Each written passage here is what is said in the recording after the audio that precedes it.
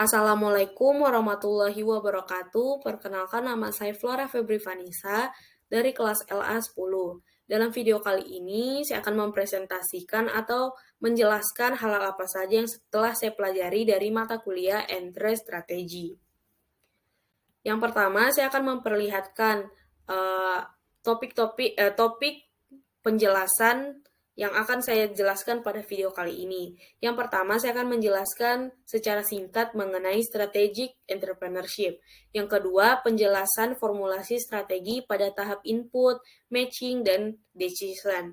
Yang ketiga, manfaat dan peran strategi bisnis untuk pengembangan bisnis. Selanjutnya, yang pertama, strategic entrepreneurship. Strategic entrepreneurship adalah kemampuan perusahaan mengejar peluang baru entrepreneurship di masa depan dan mengeksploitasi keunggulan daya saing saat ini secara simultan. Dari berbagai penelitian yang ada, strategic entrepreneurship terbukti mampu untuk menciptakan kemakmuran serta keunggulan daya saing berkelanjutan bagi perusahaan yang menjalankan strategi tersebut. Berikut ada kerangka strategic entrepreneurship.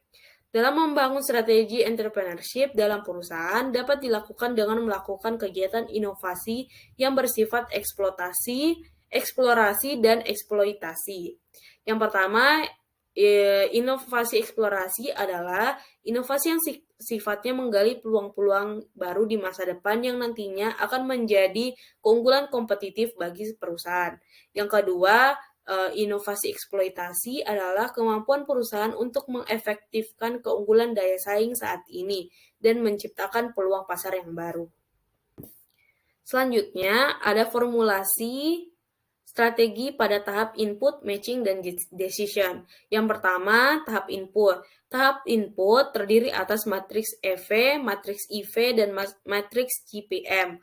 Alat input ini membutuhkan penyusunan strategi untuk menguantifikasi secara subjektif selama tahap awal dari proses perumusan strategi. Membuat keputusan kecil dalam matriks input berhubungan juga dengan tingkat penting relatif dari faktor internal dan juga eksternal.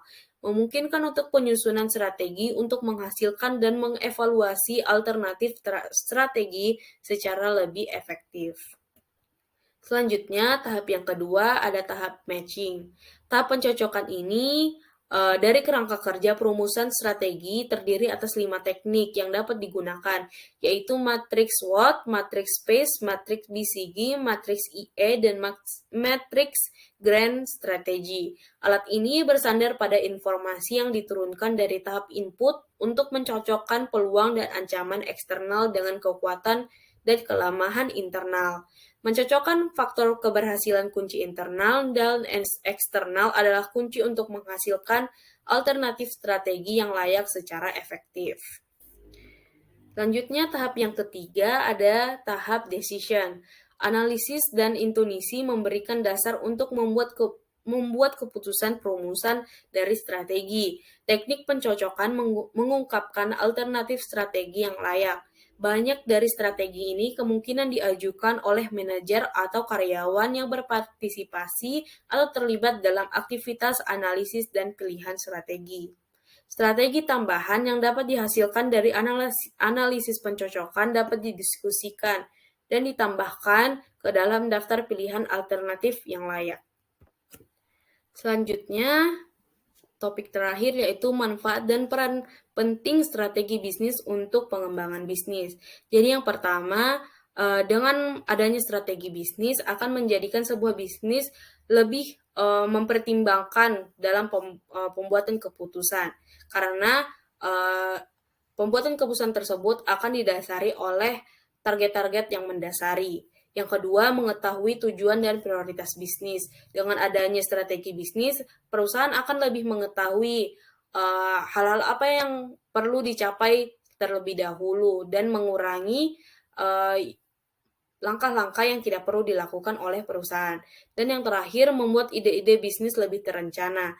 Dengan terencananya ide-ide bisnis tersebut, akan memudahkan perusahaan untuk mencapai tujuan dari perusahaannya. Sekian dari penjelasan saya. Terima kasih.